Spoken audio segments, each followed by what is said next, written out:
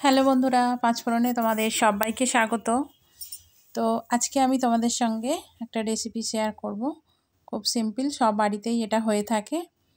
সেটা হচ্ছে আজকে ফুলকপি দিয়ে মাছের ঝোল। তো প্রথমে আমি কড়ায় তেল গরম করে নিয়েছি। এবারে এর মধ্যে মাছগুলো দিয়ে দিচ্ছি। দিয়ে মাছগুলো আমি ভালো করে ভেজে নেব।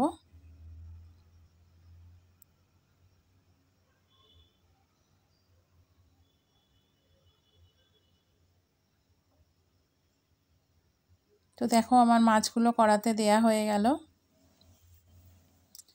এবারে ভালো করে উল্টে পাল্টে আমি মাছগুলো খুব সুন্দরভাবে ভেজে নিচ্ছি। আমি খুব লাল করে ভাজবো না, জাস্ট একটু হালকা লাল করে ভাজবো, যেহেতু একদম টাটকা মাছ আর এখন শীতেরও সবজি আর ঝোল করব একদম পাতলা, সেই জন্য মাছটাকেও আমি খুব একটা কড়া করে ভাজছি না। যদিও আমাদের বাড়িতে সবাই খুব কড়া করে মাছ ভাজা খাওয়াটা পছন্দ করে।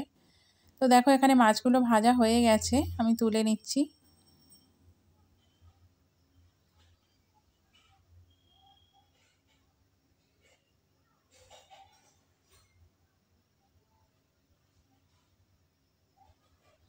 এবারে যে কড়াতে তেলটা আছে, এই তেলের মধ্যে আমি ফুলকপি আর আলুটা দিয়ে দিচ্ছি।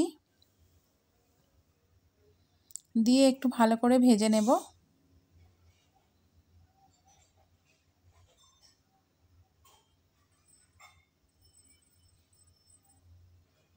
আর এখন যেহেতু শীতকাল, তো সব সময় সব রকম সবজিই পাওয়া যায়। মাছের ঝোল বিভিন্ন রকমভাবে বিভিন্ন রকম সবজি দিয়ে করা যায়।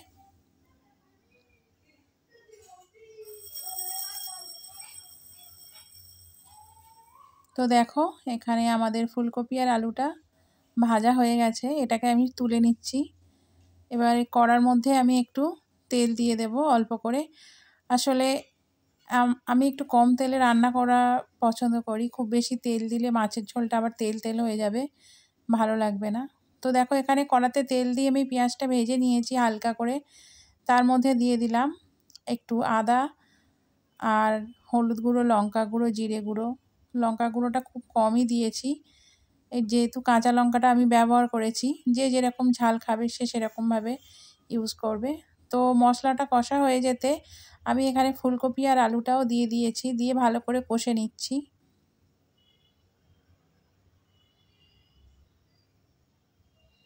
দেখো, খুব সুন্দরভাবে কষা হয়ে যাচ্ছে। এবারে এর মধ্যে আমি একটু নুনও দিয়ে দিলাম স্বাদ মতো। আর আমি ফুলকপি আলু ভাজার সময় একটু নুন দিয়েছিলাম।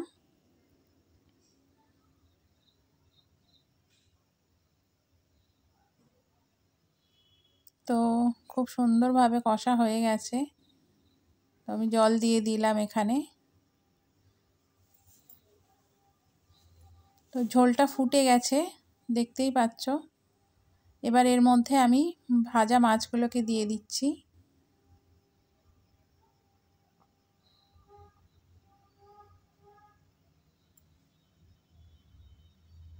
একটু জাস্ট ফুটে গেলেই ঝোলটা হয়ে যাবে, কেননা এখন শীতকালের সবজি তো খুব তাড়াতাড়ি সেদ্ধ হয়।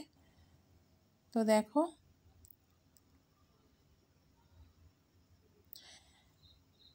যদি এই রেসিপিটা তোমাদের ভালো লেগে থাকে তাহলে আমার চ্যানেলটাকে অবশ্যই সাবস্ক্রাইব করে দিও। আর খুব সিম্পল একটা রেসিপি, ভালো লাগলে ট্রাই করে দেখতেও পারো বাড়িতে। আর একটু লাইক করে দিও, শেয়ারও করে দিও। আর এই ভিডিওটা শেষ পর্যন্ত তোমরা যে দেখছো তার জন্য অসংখ্য ধন্যবাদ। তো এখানে আমাদের ঝোল দেখো, আলুটা পুরো সেদ্ধ হয়ে গেছে আর ফুলকপিটাও সেদ্ধ হয়ে গেছে। এবারে আমরা ঝোলটাকে নামিয়ে নেব, মাছের ঝোলটা নিয়ে এবারে সার্ভ করে দেব।